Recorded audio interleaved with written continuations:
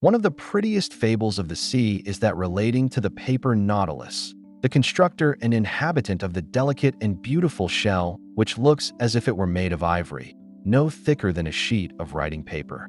It is an old belief that, in calm weather, it rises from the bottom of the sea and, elevating its two broadly expanded arms, spreads to the gentle air as a sail, the membrane, light as a spider's web, by which they are united, and that, seated in its boat-like shell, it thus floats over the smooth surface of the ocean, steering and paddling with its other arms.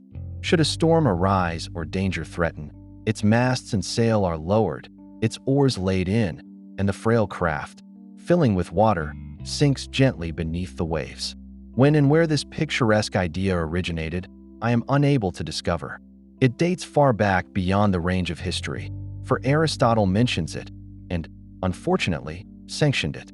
With the weight of his honored name in its favor, this fallacy has maintained its place in popular belief even to our own times.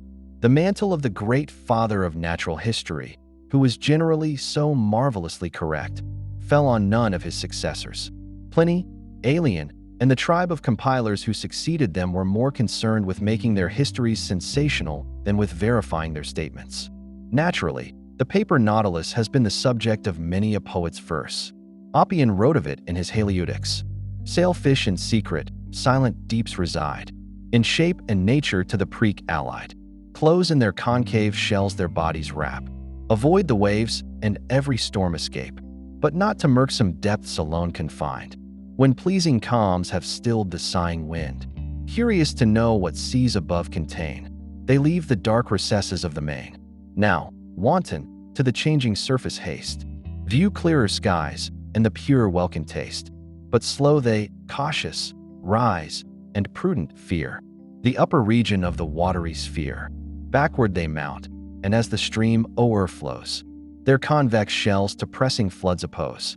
Conscious, they know that, should they forward move, overwhelming waves would sink them from above, fill the void space, and with the rushing weight, force down inconstance to their former seat. When, first arrived, they feel the stronger blast. They lie supine and skim the liquid waste. The natural barks outdo all human art, when skillful floaters play the sailor's part. 2 feet they upward raise and steady keep. These are the masts and rigging of the ship. A membrane stretched between supplies the sail, bends from the masts, and swells before the gale. 2 other feet hang paddling on each side, and serve for oars to row and helm to guide. 'Tis thus they sail, pleased with the wanton game.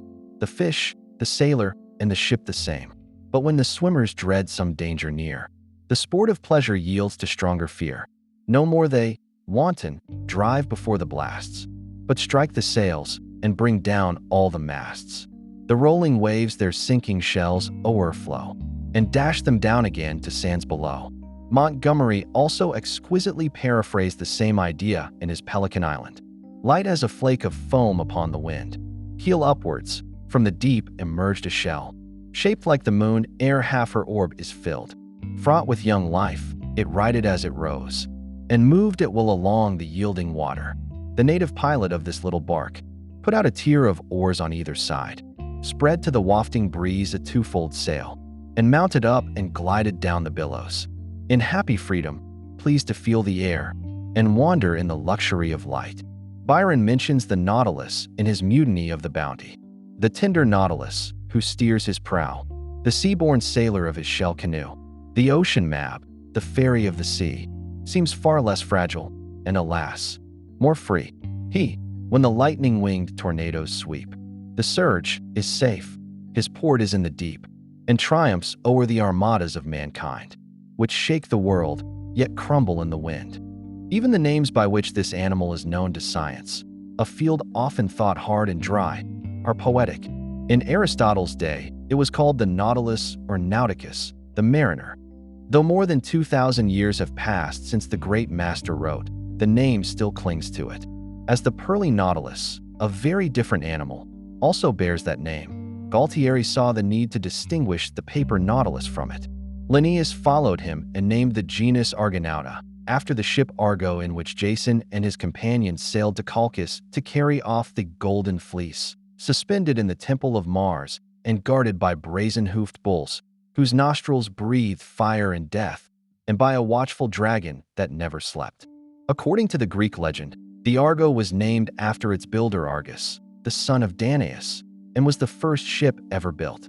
Oppian, Halieutic's Book I, suggested that the Nautilus served as a model for the man who first conceived the idea of constructing a ship and embarking on the sea. Ye powers, when man first felled the stately trees and passed to distant shores on wafting seas, whether some god inspired the wondrous thought, or chance found out, or careful study sought, if humble guess may probably divine, and trace th improvement to the first design, some wight of prying search, who wondering stood, when softer gales had smoothed the dimpled flood, observed these careless swimmers floating move, and how each blast the easy sailor drove. Hence took the hint, hence formed th imperfect draft, and ship-like fish the future seaman taught. Then mortals tried the shelving hull to slope, to raise the mast and twist the stronger rope, to fix the yards, let fly the crowded sails, sweep through the curling waves, and court auspicious gales. Pope, too, in his essay on man, EP3, adopted the idea in his exhortation. Learn of the little Nautilus to sail, spread the thin oar and catch the driving gale.